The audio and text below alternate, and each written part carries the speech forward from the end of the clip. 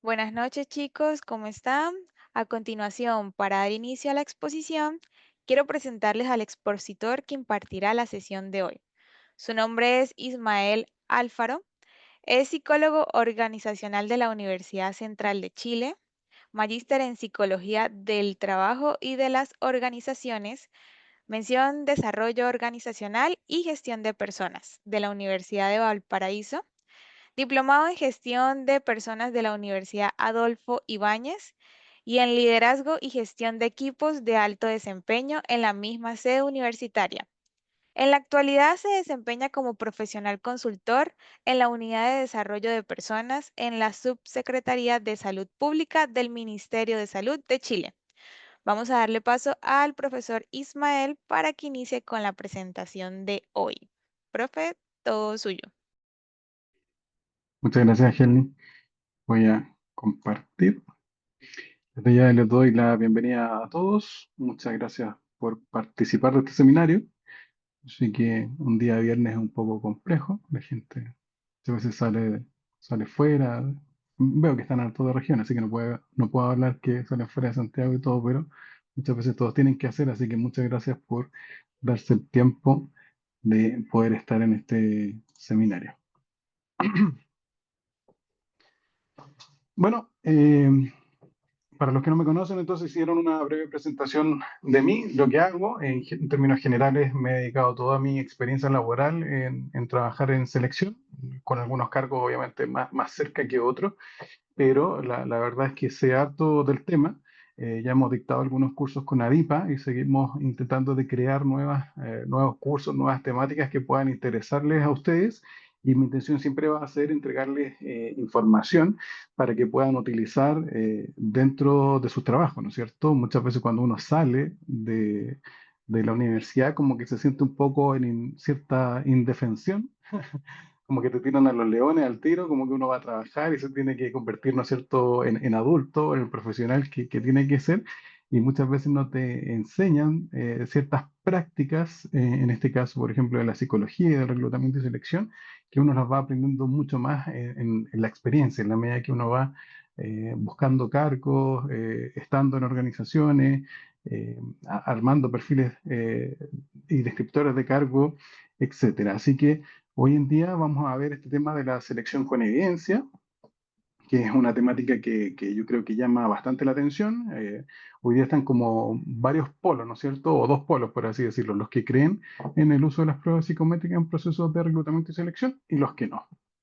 Muchas veces los que no creen en el uso de estas pruebas psicométricas en la selección de personal son personas que, claro, que ven que esto quizás no tiene mucha evidencia en cuanto a la medición del desempeño real o predicción del desempeño futuro de las personas en los puestos de trabajo.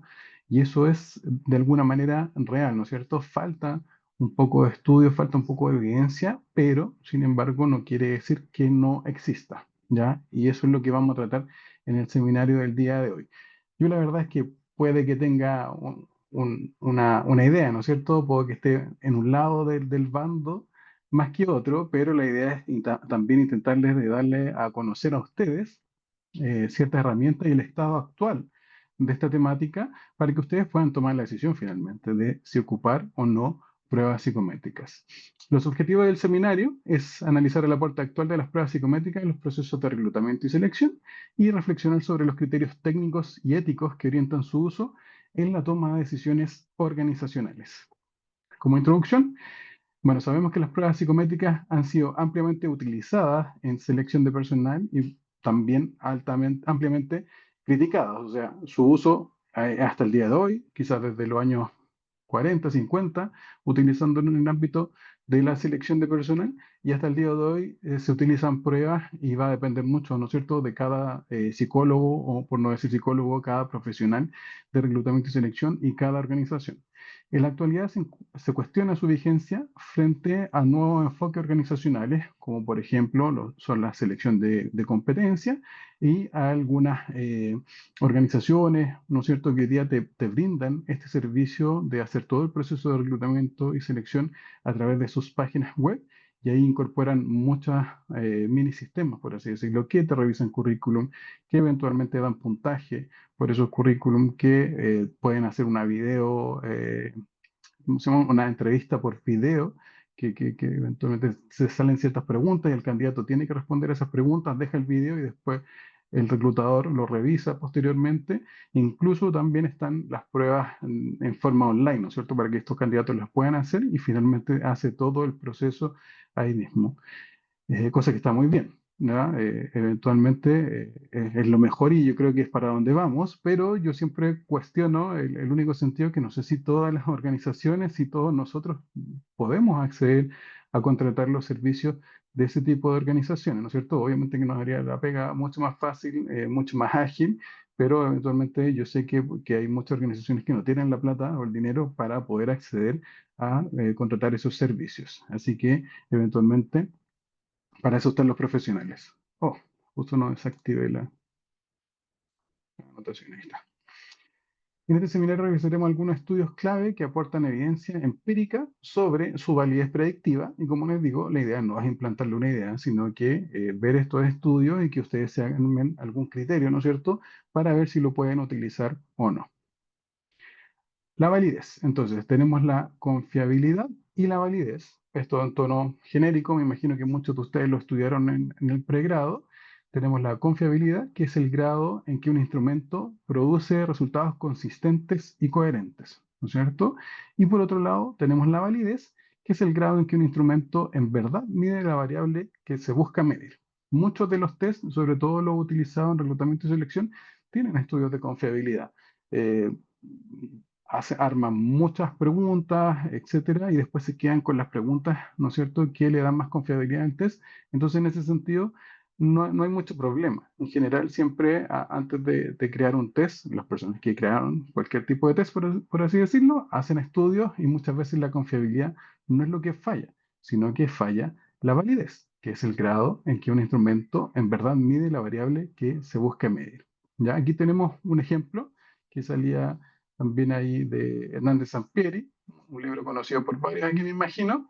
Decía, por ejemplo, el tirador uno que no tiene ni confiabilidad ni validez porque tenemos de alguna manera los disparos, ¿no es cierto?, en cualquier parte de, esta, de este arco o de objetivos. El tirador 2 tenemos confiabilidad, pero no validez. Es decir, que el test mide o entrega resultados consistentes y coherentes, pero finalmente no le apunta a donde quiere medir específicamente. Y por último tenemos al tirador 3, que ahí sale el ejemplo de confiabilidad y validez, que eventualmente produce resultados consistentes y coherentes con lo que se busca medir y mide efectivamente lo que en principio se buscaba medir, ¿no es cierto? Entonces, eso le da mayor confiabilidad y también validez al test.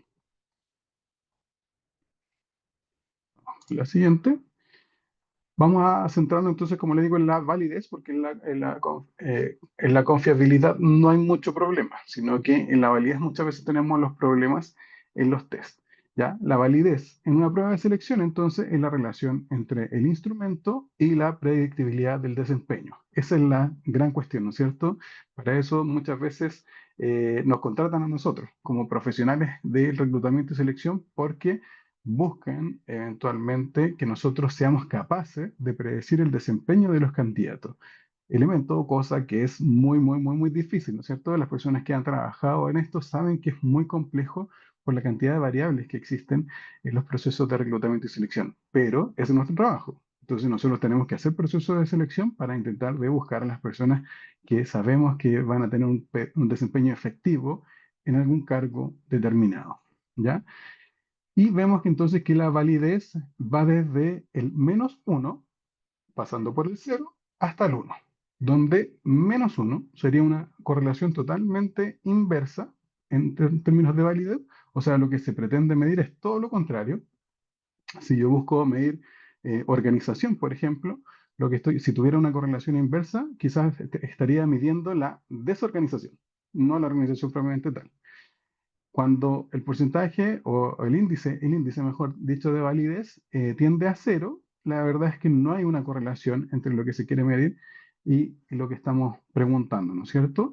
Y por otro lado, la correlación perfecta siempre la vamos a tener más cercano a un uno positivo, donde sería la correlación perfecta entre lo que queremos medir y lo que estamos preguntando, ¿no es cierto? Entonces, así debemos entender la validez de las pruebas. Ya esto en general, no solamente en selección, pero obviamente lo estamos apuntando para allá. O a ver, personalidad también, que es muy válida. Acá vamos a poner varios ejemplos de diferentes herramientas y su validez en los procesos de selección. Ahora, hay que ver que esto depende mucho de los estudios. ¿Quién estudió? ¿Con qué herramientas lo hizo? ¿En qué año se hizo? Así que vamos a ver que hay diferentes estudios de validez para diferentes herramientas y ahí vamos a hacer una cierta discusión, ¿no es cierto? Esto sale en el manual de reclutamiento y selección de servicios públicos. Eh, Todos pueden acceder a esta información, ¿no es cierto? Está dentro de las herramientas o los documentos descargables del servicio civil para que lo puedan revisar. Eventualmente nos dice, ¿no es cierto?, que Ryan y Tipis hicieron un estudio en 2019, el 2009, perdón, donde hicieron un estudio de validez de estas herramientas. Tenemos como la herramienta más baja en términos de validez, las referencias laborales, ¿ya? Aquí voy a hacer dos alcances para que entendamos de aquí a futuro. Recordemos que un indicador negativo en términos de validez indicaba una correlación totalmente inversa, o sea, medía todo lo contrario a lo que quería medir. Sin embargo, desde ya vemos que las herramientas, por último, van desde cero hacia arriba, ¿no es cierto? Hacia el uno. O sea, eventualmente hay cierta correlación en todas las herramientas, quizás no tan fuerte, no tan potente, pero de alguna manera siempre va a haber algo que nos pueden aportar a la toma de decisiones, sobre todo en términos de reclutamiento y selección. No vamos a decir que sean las mejores, peores, etcétera, eso también lo vamos a discutir más adelante, pero de alguna manera se van acercando, ¿no es cierto? Como el nivel más bajo, tenemos las referencias laborales. Muchas veces nosotros llamamos a referencias laborales y te dicen todo lo bueno de la persona, ¿no es cierto?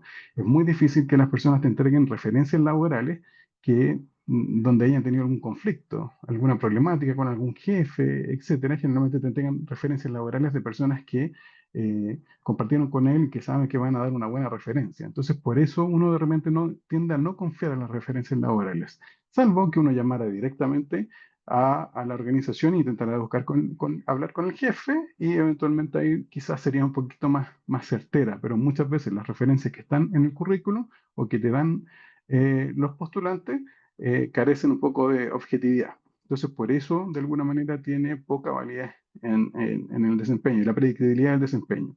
Después tenemos el comportamiento ético, entrevista abierta. Vamos a tomar algunas nomás para no quitarnos mucho tiempo. Recordemos que tenemos una hora nomás. Entrevista abierta, imagínese una persona que no sabe hacer entrevista, como cualquier jefatura de área, de unidad, y eventualmente, hoy Helmi tenía la mano levantada, ¿verdad, Helmi? Sí, profe, qué pena. Era para decirle que si quiere, deje de compartir y vuelva a compartir para que se quite esa línea, esa pequeña rayita que le hicieron ahí en la pantalla. Entiendo. No sé si tenía la mano hace mucho rato, pero perdón. Y voy a... Ahí quedó. No, Ya. ahí se ve como pequeñito todavía. Póngalo en modo presentación que está ahí abajito. ¿Se ve pequeño? Ah, quizás compartir la pantalla y no la Sí. presentación. Perdón. ¿Ahí sí?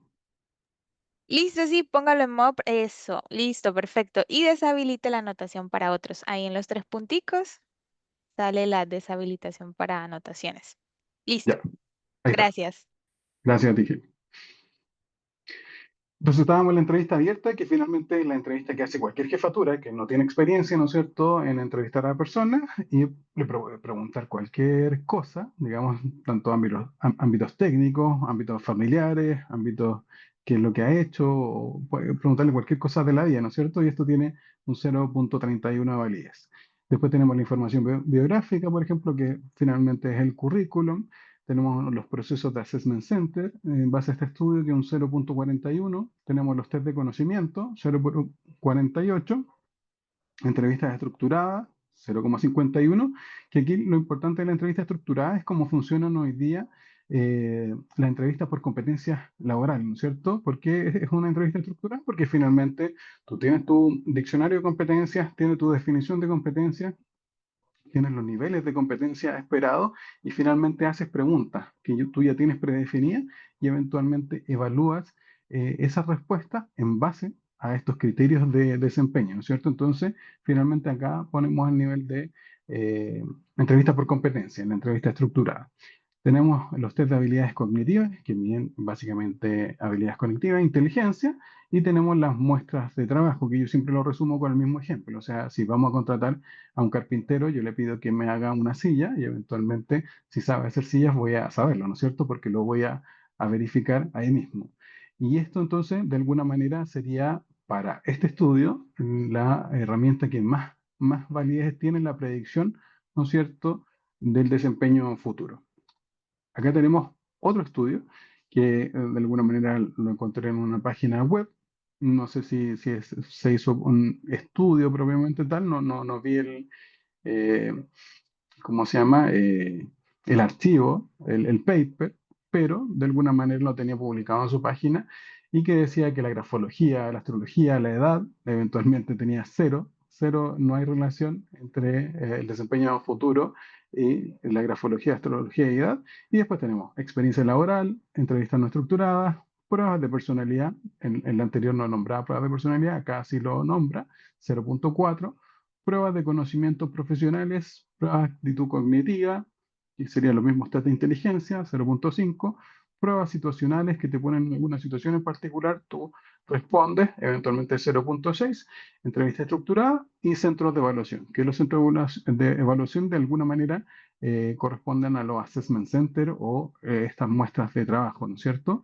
Esta es otra forma de verlo, según lo que hicieron ellos, me imagino que era una consultora, y eventualmente acá puse la interpretación para el autor, que para ellos, por ejemplo, la experiencia y la grafología estaban en un nivel bajo, sin embargo, ya del 0,3 de validez, la entrevista estructurada hasta las pruebas de actitud cognitiva eventualmente tenían una validez moderada y finalmente las pruebas situacionales, entrevista estructurada y centro de evaluación tenían un alto nivel de predictibilidad del desempeño futuro. Vamos con el último estudio, ¿ya? Que aquí eventualmente parece que me equivoqué en la cita, lo voy a arreglar cuando les mandemos la presentación, pero lo cambio. Acá dice que, por ejemplo, lo más bajo son las entrevistas no estructuradas, 0,38, la prueba de integridad y confiabilidad, 0,41, las entrevistas estructuradas, 0,51, los test de habilidades mentales generales o test de inteligencia general, 0,51, y muestras de trabajo que 0,54. Eventualmente vemos que no excedemos mucho más allá, ¿no es cierto? Acá el porcentaje mayor es 0,54, acá tenemos un 0,7, acá tenemos un 0,54 también, como de alguna manera las herramientas o la herramienta que mayor nos da este indicador de validez, por lo tanto nos ayuda a predecir mejor el desempeño futuro. Ahora, lo interesante de este estudio, que como le digo, lo voy a compartir también, es que cuando combinamos herramientas, por ejemplo, la combinación de GMA, que son las habilidades mentales generales, más una prueba de integridad, nos sube el indicador de validez, ¿ya? A 0,65. Y la combinación de GMA con muestra de trabajo, 0,63. Y la combinación de GMA o pruebas de habilidades mentales más la entrevista estructurada, 0,63. Es decir, no hay un promedio, ¿no es cierto?, de las dos herramientas anteriores, sino que estas herramientas combinadas de alguna manera le dan un mayor indicador de validez. O sea, mientras combinemos pruebas, ¿no es cierto?, dentro de los procesos de selección, eventualmente podríamos decir que vamos a tener un porcentaje mayor de validez, ¿ya? Para poder predecir el desempeño. Es un tema importante y quizás lo vamos a discutir, ¿no es cierto?, con las preguntas que ustedes hagan y con lo que vamos a ver un poquito más adelante.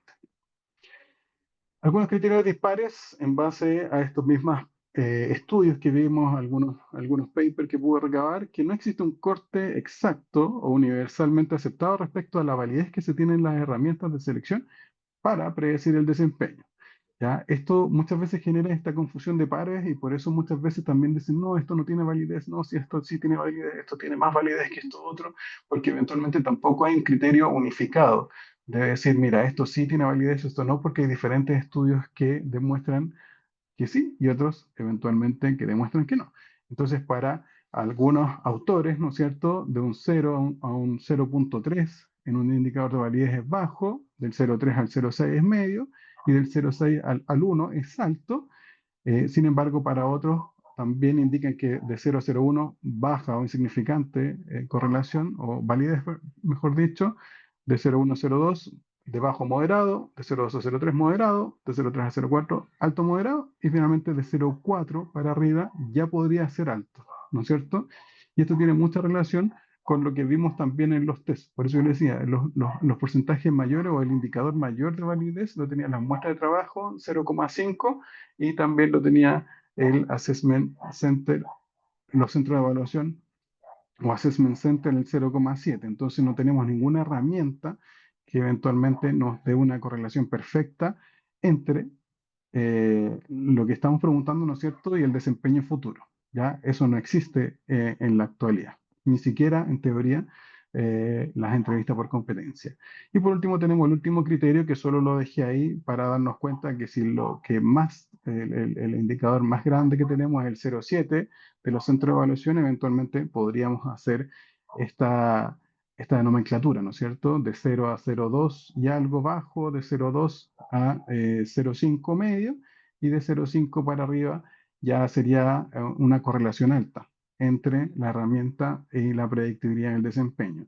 Entonces, como no estamos de acuerdo, muchas veces nos vamos a encontrar también con profesionales que nos van a indicar todo lo contrario, ¿no es cierto? No, que esto es alto, que esto es bajo, que esto sí mide, esto no mide, y eventualmente eso es lo que también les quería mostrar para poder discutir y analizar, ¿no es cierto?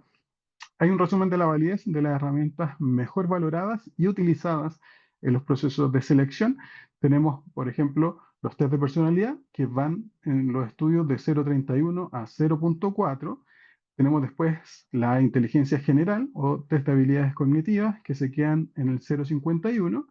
Las entrevistas estructuradas van del 0,51 al 0,6 o 0,60 y las muestras de trabajo que van del 0,41 al 0,7.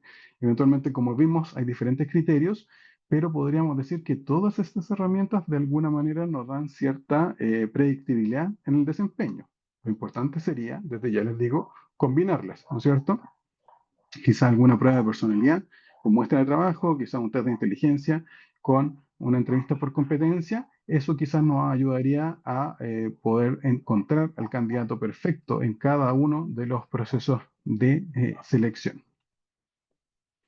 Hay que ver también cuál prueba de personalidad ocuparon, ¿no es cierto? Muchas veces en estos estudios solamente se nombran las pruebas de personalidad como algo general, pero no te indican, mira, yo ocupé el DIS, yo ocupé el BFQ, yo ocupé el Edwards, el EPPS, o quizás ocuparon alguna de índole proyectivo.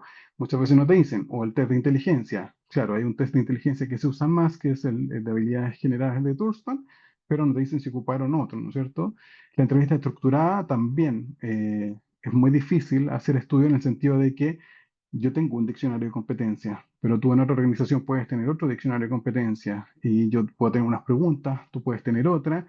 ¿Cómo entonces vamos a llegar a un consenso eventualmente de que todas las definiciones de competencias, todas las preguntas que estamos haciendo en esta entrevista van a llegar, ¿no es cierto?, a poder predecir el desempeño efectivo? Y por otro lado tenemos las muestras de trabajo, que muchas veces también, ¿no es cierto?, va a depender de la empresa, de las jefaturas, pero lo que está bien hecho para mí probablemente puede que no esté tan bien hecho para otra persona y viceversa, ¿no es cierto? Entonces también tiene mucho hay de subjetividad dentro de las muestras de trabajo. O sea, eso no lo vamos a poder mitigar de alguna manera. Esas subjetividades que están dentro de los procesos de selección. Nosotros desde un punto de vista ético, ¿no es cierto?, debiésemos eliminar cualquier tipo de subjetividad para hacer totalmente objetivos en los procesos de selección y seleccionar a los mejores candidatos. Pero nos encontramos, ¿no es cierto?, en un mundo o estamos inmersos eventualmente en estas condiciones. ¿Ya? Lo importante, como les digo, es ser o intentar de ser objetivo y ser ético en nuestro funcionar. Hay muchas variables que inciden en el desempeño de un trabajador. Entonces, cuando uno te dice, mira, esta persona sí funciona, esta persona no, esta persona eventualmente le fue mejor en las pruebas de inteligencia, esta persona le fue mejor en las entrevistas por competencia, esta persona tiene una mayor preparación porque viene de una universidad mejor, ¿ya? Un tema como súper subjetivo, esa persona también vive en este sector, eventualmente le va a ir mejor y no sé. Dentro de los procesos de selección estamos inmersos en estas diferentes variables, ¿no es cierto? Y nosotros tenemos que intentar de buscar al mejor candidato o al candidato que más se adecue al cargo que estamos buscando. Y eso tiene que ver con muchas cosas, ¿no es cierto? ¿Cómo vamos a encontrar al mejor candidato para un cargo si eventualmente tenemos estas variables, que son la organización? Yo voy a trabajar en esta empresa, no en esta otra, en el sentido que culturalmente son diferentes, las jefaturas son diferentes, los compañeros son diferentes, hay condiciones de remuneraciones, de beneficios que son diferentes, hay que revisar la motivación, ¿no es cierto? Muchas veces la organización, la jefatura y los compañeros podemos verlo, ¿no es cierto? Dónde se va a insertar esta persona y muchas veces hacemos este trabajo de decir, mira, esta persona se va a adaptar a este grupo de trabajo, esta persona no creo que se adapte tanto por cómo es la jefatura, por cómo son sus compañeros.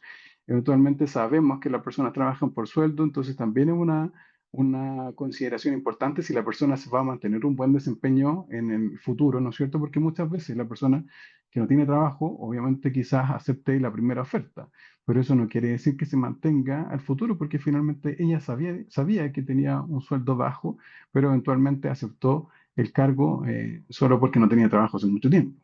¿Ya?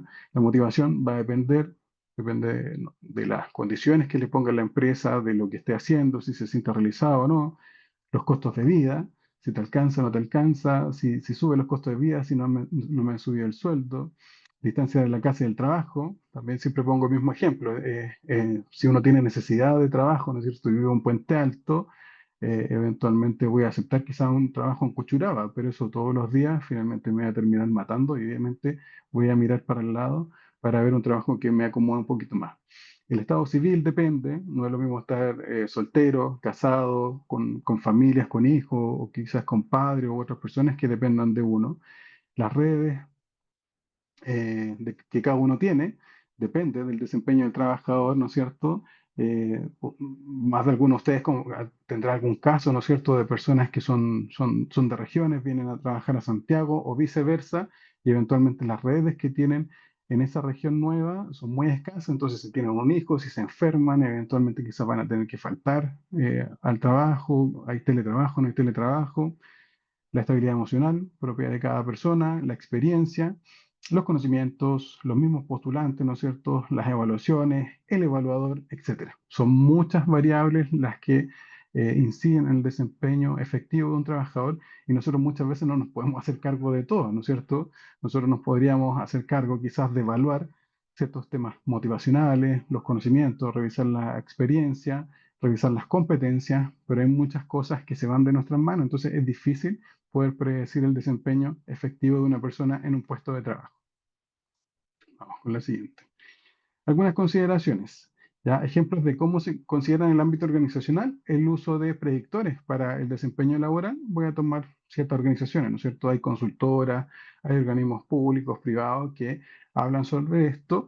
En general, yo tomo las consideraciones del servicio civil, también para que ustedes lo entiendan. Yo trabajé mucho tiempo en el ámbito privado, conozco cómo se dan las cosas en el ámbito privado, pero después me empecé a desempeñar y actualmente me desempeño en el sector público y una de las cosas que me gustó mucho fue el tema de cómo lo llevaba el servicio civil, ¿ya? Porque finalmente en el ámbito privado muchas veces uno hace lo que uno quiere, ¿no es cierto? Ocupa las pruebas que uno quiere y muchas veces no hay un control efectivo de los procesos de reclutamiento y selección en cada una de las organizaciones. En cambio, en el ámbito público sí tenemos el servicio civil que da ciertos lineamientos.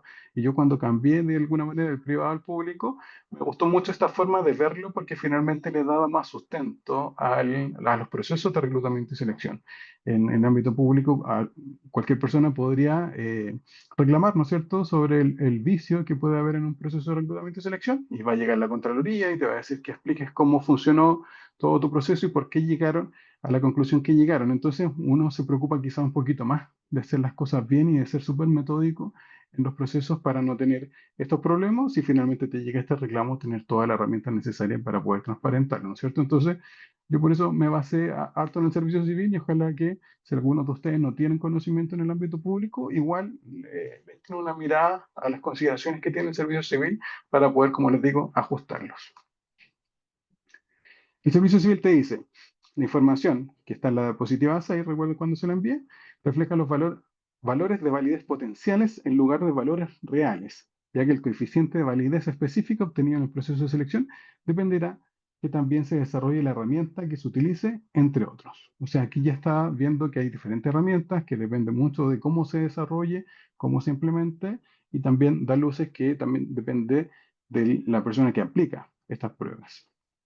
También dice, es necesario tener en consideración que a la hora de la elección de herramientas, la validez de algunas de ellas, por ejemplo, de la entrevista, tanto abierta como estructurada, dependerá en gran medida de la expertise de la persona que la elabore y la aplique, por lo cual el coeficiente entregado se puede ver afectado por ello. Como yo les digo, tendríamos que hacer muchos y millones de estudios, ¿no es cierto?, de validez de cada uno de los diccionarios de competencia, de las preguntas de competencia, de las personas que trabajan en el reclutamiento y selección, porque puede que este porcentaje de validez cambie según la expertise del mismo profesional que está aplicando la prueba. Vamos ahora también con el servicio civil, cuando nos habla de predictoras del desempeño. La alta validez predictiva del GMA, capacidad mental general, varía dependiendo de la complejidad de las tareas. Para tareas más complejas es mejor predictor y afecta más el desempeño. Para tareas más simples es menos importante. Por ejemplo, en tareas técnico-operativas, donde lo central es simplemente aplicar un protocolo o procedimiento. Por tanto, es necesario considerar la inteligencia general y no debe utilizarse como un predictor único de rendimiento laboral, sino que debe evaluarse en un conjunto de otros predictores como personalidad, pensamiento declarativo o motivación. ¿Qué nos dice esta frase de alguna manera? Es que tiene predictibilidad el desempeño en la capacidad mental general, o la habilidad cognitiva, o la inteligencia general, o el factor G, que muchas veces tienen algunas pruebas. Ya no habla de que hay una cierta validez de este indicador y que también nos aconseja entonces ocuparlas con otro predictor, como podría ser personalidad, motivación, etcétera. Y también nos habla que, de acuerdo a la evidencia científica disponible, se ha demostrado que las dimensiones de la personalidad tienen algunas aplicaciones importantes en el ámbito del trabajo. Por lo tanto, parecen prometedoras como factores de predicción confiable del desempeño laboral, en especial cuando paralelamente se consideran otros criterios como las habilidades técnicas, la experiencia y las aptitudes cognitivas. ¿Ya? ¿Por qué le muestro esto? Porque de alguna manera el servicio civil te dice, haz los procesos de selección, pero con evidencia. No te dice aplica este test, no te dice aplica estas preguntas, no te indica mucho más allá, sino que te está diciendo que eventualmente la inteligencia general y la personalidad son de alguna manera indicadores válidos para poder predecir el comportamiento y el desempeño futuro. Aquí están las opiniones de una consultora, eventualmente, que en su página web indica una consultora especializada en procesos, obviamente, de reclutamiento y selección y de gestión del capital humano. Dice que las pruebas de capacidad cognitiva son el constructo que en la psicología laboral organizacional tienen la más larga data de estudios que confirman su capacidad para predecir el desempeño laboral y de aprendizaje en el trabajo. Una de las formas más validadas estudiadas para evaluar la personalidad es el modelo del Big Five o los cinco grandes, donde encontramos diversas facetas asociadas a las cinco grandes dimensiones: meticulosidad, extraversión, apertura a la experiencia, agradabilidad y estabilidad emocional. En resumen, la aplicación de pruebas psicolaborales, incluyendo pruebas de capacidad cognitiva y evaluación de personalidad basada en el modelo Big Five, ofrecen una vía efectiva para mejorar los procesos de selección en instituciones educacionales. Esta también es una consultora que le da harto hincapié a usar procesos basados en evidencia. De hecho, trabajó con el servicio civil eventualmente y crearon algunos procesos juntos para demostrar cierta evidencia, ¿no es cierto?, dentro de los procesos de selección, y ocupan herramientas que miden inteligencia general y personalidad.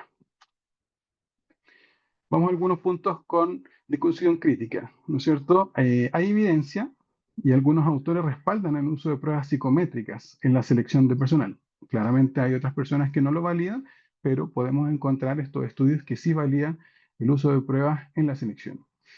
Sin embargo, hay una necesidad también de adaptar las pruebas al contexto cultural y organizacional. Muchas veces, sobre todo lo vemos más en el ámbito clínico que en el laboral, cuando hay alguna prueba En el ámbito clínico, viene la Universidad Católica, por ejemplo, toma la prueba, hace un proyecto de validación con niños o adolescentes y eventualmente saca estándares, parámetros y baremos nacionales y obviamente le da toda la fortaleza del mundo a esta prueba. Pero en el ámbito laboral no ha pasado nunca con ninguna de estas pruebas. Entonces hay como una necesidad también que deberíamos, ¿no es cierto?, adaptar estas pruebas a nuestro contexto, a nuestra cultura. Hay un riesgo de uso indiscriminado, eh, tanto de la aplicación de las pruebas como de la información, ¿no es cierto? Hay psicólogos que no tienen cierto criterio para poder ocupar estas pruebas porque no se han formado, no lo han leído. Me pasó cuando recién me titulé, como que salimos todo al mundo laboral, ¿no es cierto? Yo conversaba con mis otros colegas laborales y eventualmente de repente aplicamos Lucher todos y muchos entendíamos cosas diferentes del Lucher. Entonces decía, pucha, está quedando aquí la embarrada. Yo sé que hay algunos que se formaron, otros que no. Eventualmente yo me preocupé de hacer cursos en ese tiempo, las otras personas aprenden quizás de el mismo, la persona que le evalúa la práctica o el primer jefe que tuvieron. Entonces ahí también quizá hay un descriterio que nosotros tenemos que fortalecer, ¿no es cierto? Así que desde ya siempre le agradezco a todas las personas que están haciendo este tipo de cursos, seminarios, porque eventualmente hay una preocupación por hacer las cosas bien, por formarse y eventualmente tener cierto criterio, ¿no es cierto? Como yo les digo, no les voy a decir si lo usan o no, eso va a quedar a su criterio personal, pero la idea es que si usan una herramienta o no la usan, lo hagan con información y con una consideración ética detrás. Ahora también, ¿existe evidencia respecto a la predicción del desempeño en la evaluación de competencias conductuales? Hoy en día, como ya les mostré, quizás en la entrevista estructurada, que lo podríamos llevar al ámbito de la entrevista por competencias, quizás son las que tienen mayor validez en términos de predicción del desempeño. Pero, ¿cuáles son los estudios? ¿Cómo vamos a hacer estudios de competencia que midan lo mismo en una organización o en otra, sabiendo que la definición de competencias son diferentes, los criterios conductuales son diferentes, los psicólogos son diferentes, las organizaciones son diferentes, los postulantes, el tipo de personas que quieren contratar son diferentes? Entonces, si bien hay evidencia, va a depender mucho, ¿no es cierto?, de muchas variables que estén asociadas a esta forma o a esta herramienta de evaluar el desempeño, o predecir el desempeño futuro, mejor dicho. ¿Y qué estudios respaldan las pruebas que utilizan las grandes consultoras en sus procesos? ¿Solo son necesarios sus propios estudios? Hoy en día también uno se encuentra con varias empresas, varias organizaciones que te venden estos servicios de reclutamiento y selección, que te venden estas plataformas para poder predecir el desempeño futuro o evaluación de competencias y muchas de ellas incluso te ponen estudios. Mira, mi test puede validar efectivamente el desempeño futuro, mide la capacidad de organización, mide la perseverancia, mide la atención al detalle y es 100% efectiva porque nosotros hicimos unos estudios que los validamos nosotros mismos y eventualmente te dicen qué es lo que hay que ocupar, ¿no es cierto? Y eso, la verdad es que yo no encontré ningún paper dentro de la comunidad un poco más científica, por así decirlo, que indicara que hay pruebas que utilizan las consultoras que sí efectivamente están validadas, hicieron un estudio serio, lo publicaron y eventualmente tienen estas consideraciones en sus tests. ¿Por qué? Claramente hay un sesgo ahí, ¿no es cierto? Finalmente las consultoras venden. Si uno tuviera una consultora y uno creara un test, lo que uno le gustaría hacer sería obtener ciertos créditos económicos, ¿no es cierto?, por utilizar ese test que creé y más encima sirve. O sea, sería la gran ahí como el cofre dorado, por así decirlo, para los psicólogos organizacionales, porque eventualmente funciona. Y no lo digo que sea. Yo quizás la gran crítica que yo le hago ahí a esas consultoras es que, claro, no todo realmente es ganar plata, ¿no es cierto? Que muchas veces el conocimiento se tiene que socializar, por así decirlo, y no solo eventualmente el que tiene plata puede acceder a ese tipo de herramientas. Algunas implicancias prácticas, vamos a decir entonces que los procesos de selección que se basan en la evidencia reducen la rotación, mejoran el desempeño de las personas y de los equipos de trabajo y por consiguiente facilitan y permiten el logro de objetivos individuales, grupales y organizacionales. La formación y validación local es clave para asegurar la efectividad. En ese sentido, si ustedes quieren crear desde cero, también es un consejo que siempre doy, un proceso de gestión por competencias, lo primero que tienen que hacer es generar las competencias organizacionales. ¿Cuáles son sus competencias? ¿Cuáles vamos a medir? ¿Cómo se van a medir? ¿Cuáles van a ser los criterios de desempeño? Y eso muchas veces es distinto en cada una de las organizaciones, ¿no es cierto? Entonces, para empezar a hacer un proceso, yo puedo tomar la literatura de Marta Ales e implementarla en mi organización. Lo mismo va a pasar con estos test de personalidad. Hay muchos test de personalidad, hay muchos test que miden diferentes dimensiones de la personalidad y eventualmente ustedes podrán decidir si alguno de esos les sirve en sus procesos de reclutamiento y selección. Ahí yo muchas veces no los critico porque utilicen este y este otro, sino que eventualmente cada profesional tiene que dar cuenta de qué test le está sirviendo mucho más para poder predecir el comportamiento y el desempeño futuro de las personas que está contratando. Y si un test no le sirve, lo deja de lado y busca quizás otro que sí eventualmente le dé la validación necesaria. Y mientras más... Me preguntan, no, ¿dónde está? Mientras más utilicemos una herramienta, mayor conocimiento tendremos de la misma, lo que facilitará y mejorará los tiempos de los procesos de selección y la propia selección de los candidatos, ¿no es cierto? Si nosotros ocupamos un test más la entrevista por competencia o la entrevista por competencia más un test de inteligencia, etcétera, como sea su batería de herramientas para poder hacer los procesos, quizás después me voy a convertir o los voy a aplicar con más efectividad, ¿no es cierto? Me voy a demorar menos, me voy a dar cuenta de aquí, aquí, yo quiero ponerle más énfasis y finalmente voy a hacer procesos de selección mucho más efectivos. Algunos desafíos, no sé si alguna vez los vamos a poder cumplir o no, ¿no es cierto? Existe la necesidad real de realizar más estudios respecto a las pruebas psicométricas utilizadas en los procesos de reclutamiento y selección. ¿Por qué puse ese más entre signo de interrogación? Porque existen súper pocos, entonces ya al decir más quizás no tengamos que poner en pie derecho, ¿no es cierto?, para ir replicando y haciendo estudios respecto a la utilización de cualquier herramienta en los procesos de selección. También hay un desafío del uso ético, técnico y profesional de las herramientas y la información que obtenemos de los resultados. O sea, como yo les dije, me encontraba en mi experiencia laboral con profesionales que usan indiscriminadamente cualquier test sin tener la formación necesaria, sin leer un poquito de dónde viene, de la teoría que está en la base, y también hay complejidades, por así decirlo, de cómo utilizan la información que recaban de esos tests. Hay muchos tests que se crearon en el ámbito clínico y se utilizan después, no para, se utilizan, o sea, se crearon para el ámbito clínico y después lo utilizamos en los procesos de reclutamiento y selección, ¿no es cierto? Y hay muchos resultados, información que salen de esos tests que es muy complejo obtenerlos y eventualmente utilizarlos para los procesos de selección. Y también tenemos la validación de nuestra propia expertise como profesionales de selección, ¿no es cierto? Ese es un gran desafío para utilizar pruebas que nos demuestran su evidencia y no utilizar pruebas solo por alguna presión social o de una organización. ¿Qué quiero decir con esto? Que muchas veces, sobre todo los psicólogos o trabajadores de reclutamiento y selección recién titulados, van a una organización o ven alguna postulación y te dice la postulación, usted necesita tener un curso de Lucher, o usted necesita tener una certificación en entrevistas por competencia. Y la verdad es que eso es claramente un criterio quizás de la jefatura, de la organización, pero no es un criterio como muy generalizado. Hoy día no sé, yo pensé que no pasaba eso, que te exigían a esta altura, digo yo, la certificación de un test, por ejemplo, Lucher o Zuliger, pero uno todavía ve algunas publicaciones que sí lo exigen. Cada vez menos, sí, está bien, pero todavía lo exigen. Y eso, la verdad es que uno debería tener la capacidad propia para decir, mira, yo ocupo estos tests, estas son las herramientas que he utilizado, estas son las herramientas que yo me he formado y de alguna manera me gustaría aplicarlas en la organización y en ese sentido hay que tener una validez profesional, ¿no es cierto? Nos tenemos que validar nosotros como profesional para decir, mira, yo trabajo y trabajo con estas herramientas, porque obviamente estas son mis herramientas, valga la redundancia, para hacer un buen proceso de reclutamiento y selección. Algunas conclusiones.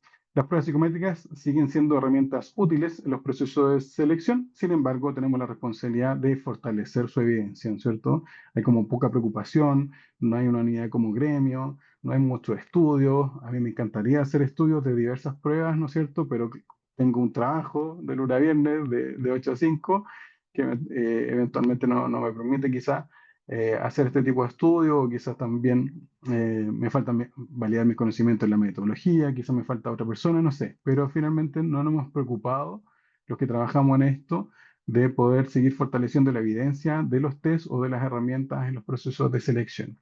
Y la efectividad de cada herramienta depende mucho del diseño del proceso, o sea, de qué vamos a hacer, dónde vamos a reclutar, qué vamos a publicar, qué test vamos a ocupar, por qué vamos a ocupar esos tests, finalmente cuáles van a ser las herramientas técnicas, vamos a medir quizás los conocimientos, por ejemplo, vamos a medir competencia, vamos a medir conocimientos técnicos o prácticos, etcétera.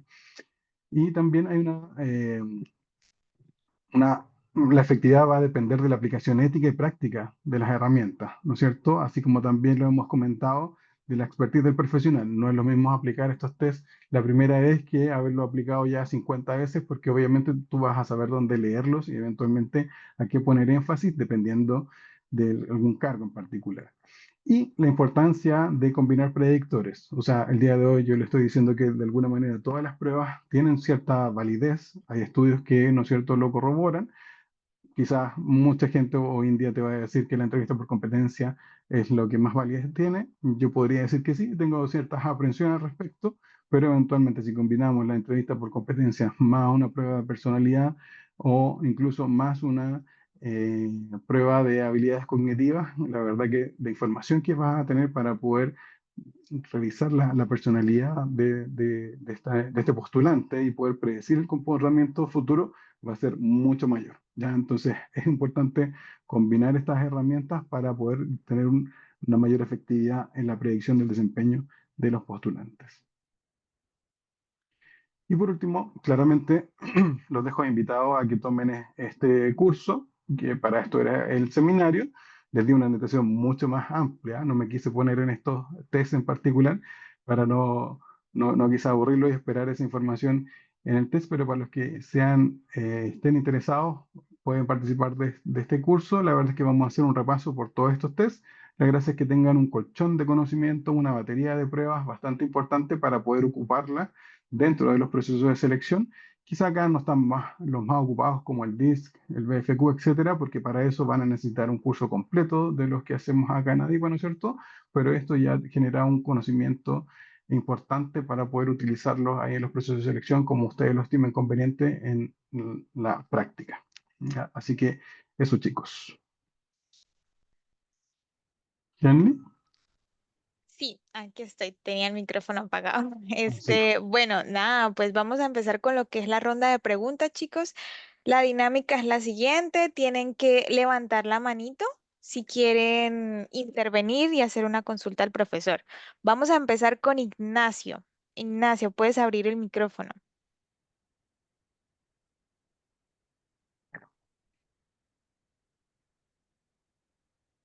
Ignacio.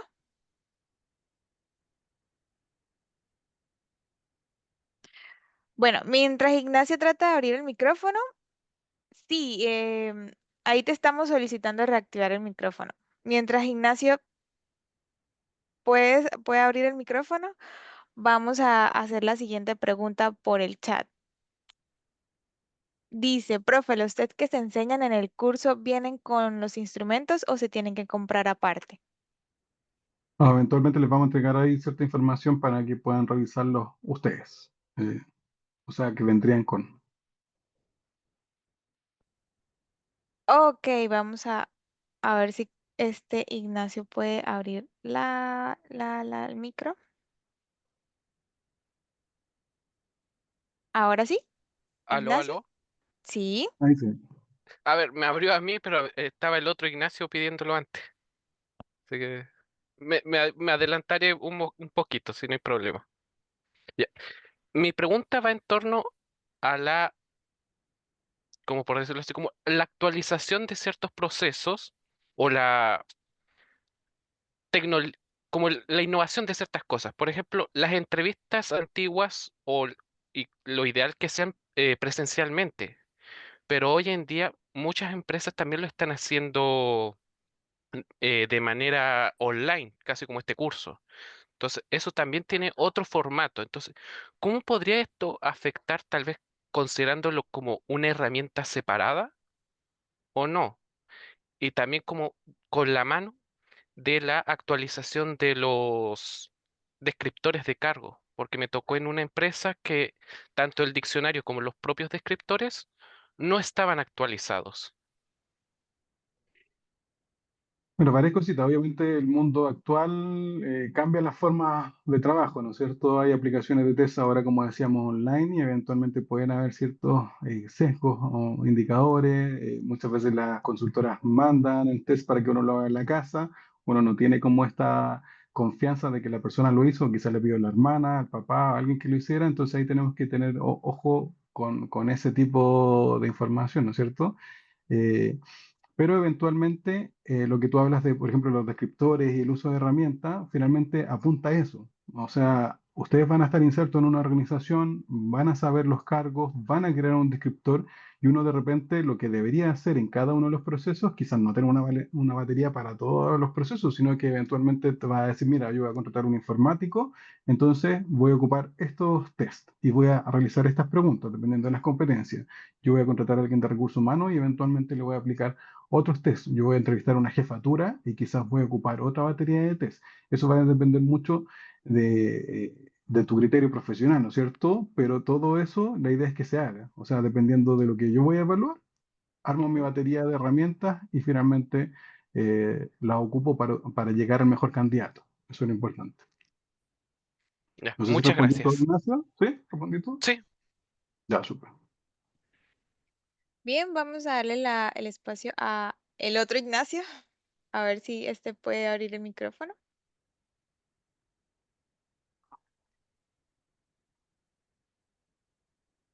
Ignacio, bueno, vamos a hacerlo de esta manera.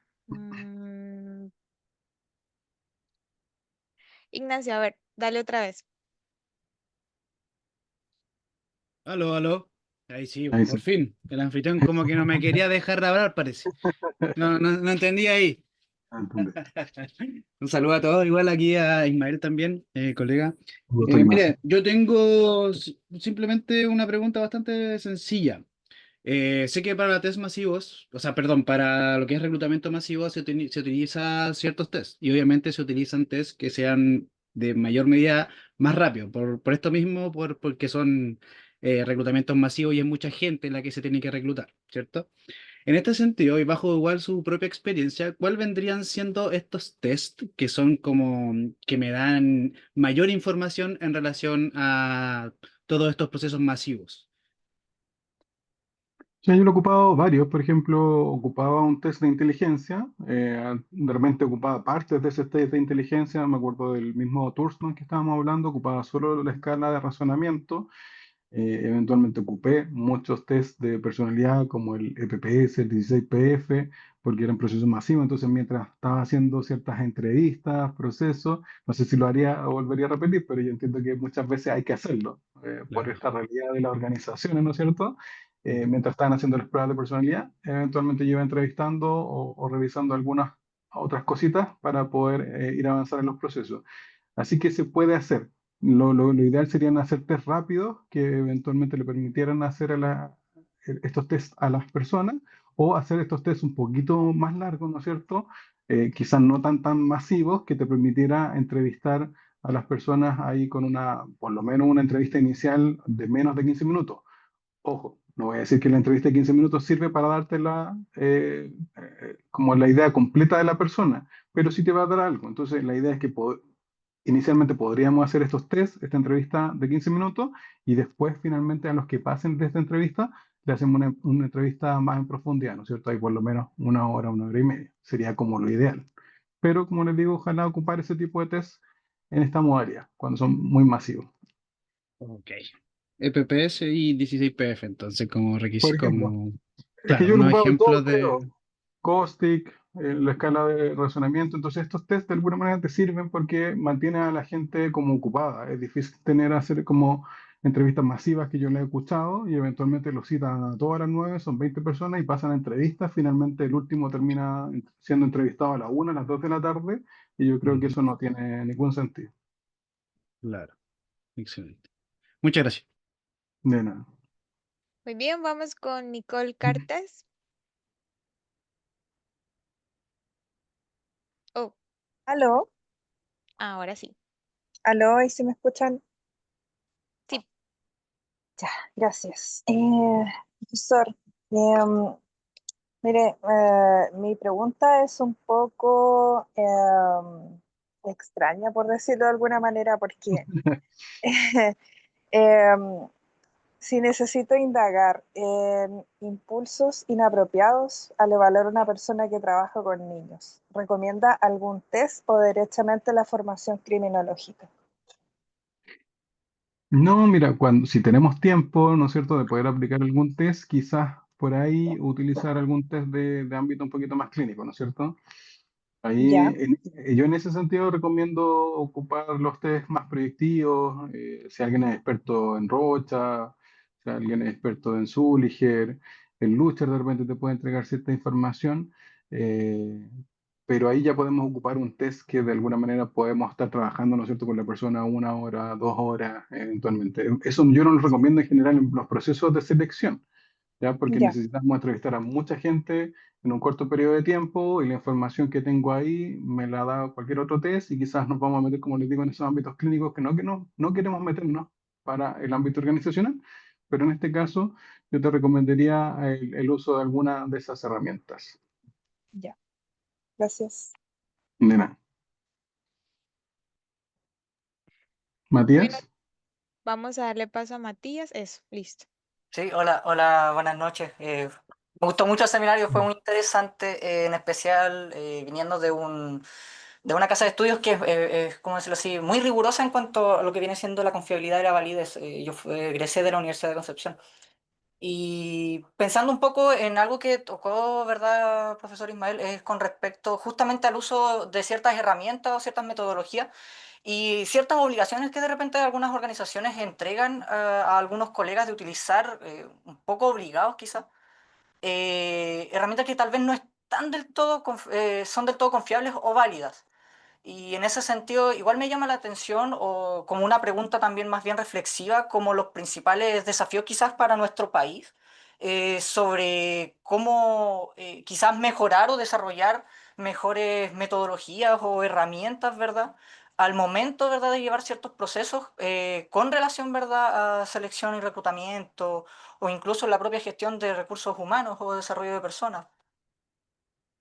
Yo sé que hay ciertos intereses, ¿no es cierto? Está la CHIPTO, la Sociedad Chilena de Psicología del Trabajo y las organizaciones, está el mismo Servicio Civil, está el Colegio de Psicólogos, están las universidades, pero siento que desde un punto crítico, quizás yo también me debería hacer cargo de esa misma crítica, ¿no es cierto? Nadie se ha preocupado por hacer estudios efectivos en Chile de las herramientas que utilizan en los procesos de selección y poder realizar estos estudios de validez. Yo creo que eso debiese ser un desafío no del futuro, debe de haber sido un desafío para atrás y eventualmente pensarlo. Porque lo único que te dicen, el servicio civil te va a decir, oye, utiliza pruebas que tengan evidencia, ¿no es cierto? El colegio o la CHIPTO te va a decir, utilice pruebas que tengan evidencia, tenga un comportamiento ético y eventualmente haga los procesos sin discriminación, etcétera.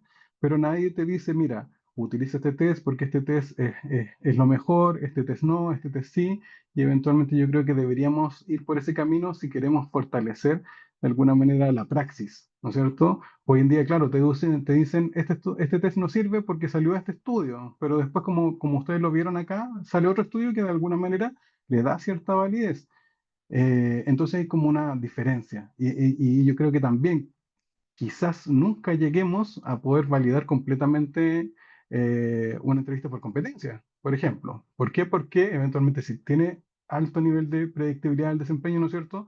Pero como te digo, va a ser muy diferente tu diccionario de competencias, tu definición de las competencias, tus criterios de desempeño, que en otra organización y en otra organización y en otra organización. Pero eventualmente debiésemos fortalecer eso, como digo, como praxis para todos los que nos desempeñamos en esta área. Vale, muchas gracias. De nada, Matías. Todavía Bueno, nos queda tiempo, Kelly, ¿verdad? ¿O no? sí, si quieres, respondemos esta última pregunta y ya damos por cerrado lo que es la ronda de preguntas para seguir con la dinámica del sorteo. Vamos Sí, con sí. Valentina. Hola, no sé si me escucho. Sí, se escucha. Hola Ismael, bueno, muchas gracias por la información, todo súper completo.